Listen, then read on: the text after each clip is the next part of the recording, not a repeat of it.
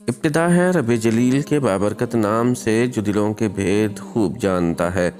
دیکھتی آنکھوں سنتے کانوں صابری میاں کا اسلام پہنچے۔ ناظرین محترم، ایک بادشاہ کی 4 بیویاں تھیں۔ بادشاہ چاروں سے بہت زیادہ محبت کرتا تھا، مگر چوتھی بیوی اس کی نور نگاہ تھی۔ بادشاہ اپنی چوتھی بیوی کے لیے بیش قیمت تحائف لاتا اور باقی بیویوں سے بڑھ کر اس کی طرف اپنا جھکاؤ رکھتا۔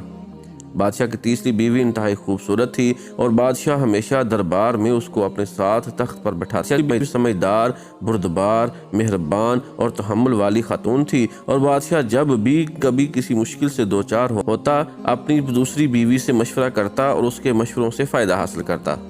بادشاہ کی پہلی بیوی انتہائی وفادار خاتون تھی۔ اس کا بادشاہ کی سلطنت حاصل کرنے اور بادشاہ بننے میں ایک بڑا کردار تھا، مگر بادشاہ اسے نظر انداز کر دیا کرتا تھا اور کبھی اس کے کسی کام کی تعریف نہیں کی تھی۔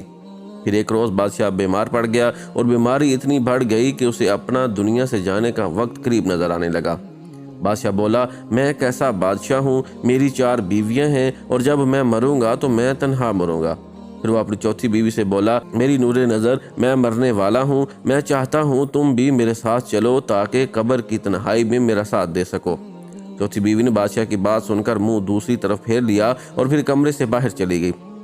دوسری دفعہ بادشاہ نے اپنی تیسری بیوی سے یہی درخواست کی، مگر اس نے بھی ساتھ چلنے سے انکار کر دیا۔ دونوں بیویوں کی ایسی سرد مہری دیکھ کر بادشاہ کا دل ڈوبنے لگا تو اس نے دوسری بیوی سے ساتھ چلنے کی درخواست کی۔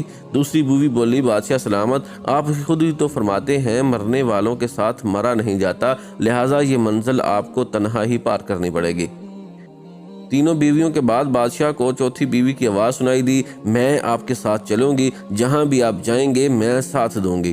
بادشاہ نے گردن چوتھی بیوی کی طرف گھمائی جو انتہائی لاغر اور زرد نظر آ رہی تھی۔ بادشاہ نے انتہائی رنجیدہ لہجے میں اس سے کہا، میری جان، ہائے صد افسوس، کاش میں نے تمہارا خیال اس وقت رکھا ہوتا جب میرے قبضہ قدرت میں اختیار تھا۔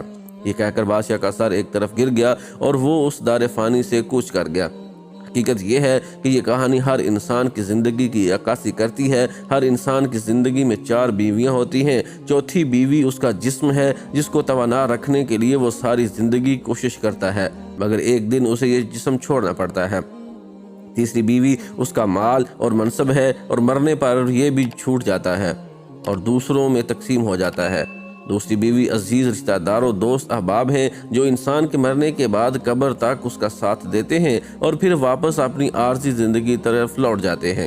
پہلی بیوی انسان کی روح ہے اور ساری زندگی خوبصورت جسم حاصل کرنے کی چاہت، دولت و شوکت حاصل کرنے کی آرزو اور عزیز رشتہ داروں، دوستوں کی محفلیں ہمیں اس کی طرف غور کرنے کا وقت ہی نہیں دیتی، اور جب ہمیں اس کی ضرورت پڑتی ہے تب تک یہ ضعیف و لاغر ہو چکی ہوتی ہے۔